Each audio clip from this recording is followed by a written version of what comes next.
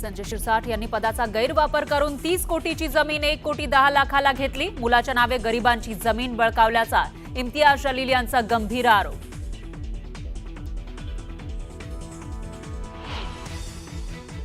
इम्तियाज जलील यांनी केलेल्या आरोपांमुळे शिरसाट समर्थक आक्रमक, तर जलील यांच्या घरावर शेणफेक करण्याची धमकी देणाऱ्यांना पोलिसांनी घेतलं ताब्यात।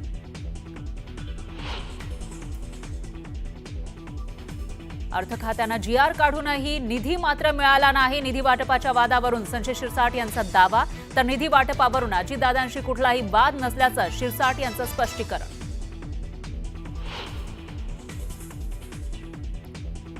शिवसेना भवनाबाहेरच्या बॅनरवर आदित्य ठाकरे आणि राज ठाकरे एकत्र, आता फक्त एकच ठाकरे ब्रँड चालणार असं म्हणत दोघांनाही वाढदिवसाच्या शुभेच्छा। तर ठाण्यातही शिवसेनेकडून बॅनरबाजी। पालिका निवडणुका जाहीर झाल्यानंतर ठाकरे बंधू एकत्र येण्यासंदर्भात चर्चा होणार, वरिष्ठ सूत्रांची न्यूज 18 लोकमतला माहिती। नारायण राणेंच्या नितेश राणे यांना कानपिचक्या, मुख्यमंत्र्यांना बाप म्हणणं चुकीचं, मुख्यमंत्री हा जनतेचा सेवक असतो असं म्हणत थेट नितेश राणेंना सुनावलं।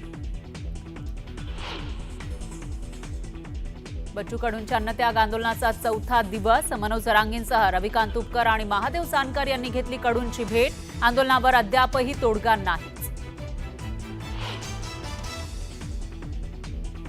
मुंबई हायकोर्टामध्ये न्यायमूर्ती रवींद्र घुगे यांच्या नेतृत्वाखाली मराठा आरक्षणाची सुनावणी सुरू।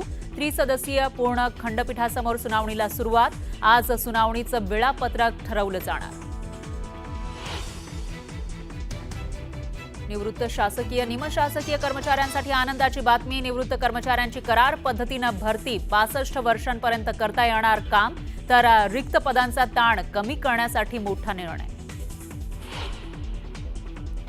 निलेश चव्हाणला 14 जूनपर्यंत पोलीस कोठडी। वारजे पोलिसातील गुन्ह्याप्रकरणी सुनावली पोलीस कोठडी, तर शशांक हगवणेलाही 14 जूनपर्यंत पोलीस कोठडी।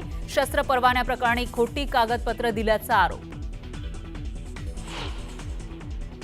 मालवण राजकोटमध्ये भव्य दिव्य शिवसृष्टी उभारणार, सिंधुदुर्गचे पालकमंत्री नितेश राणेंनी केली होती मागणी। अजित पवारांची बैठकीत त्याला मंजुरी।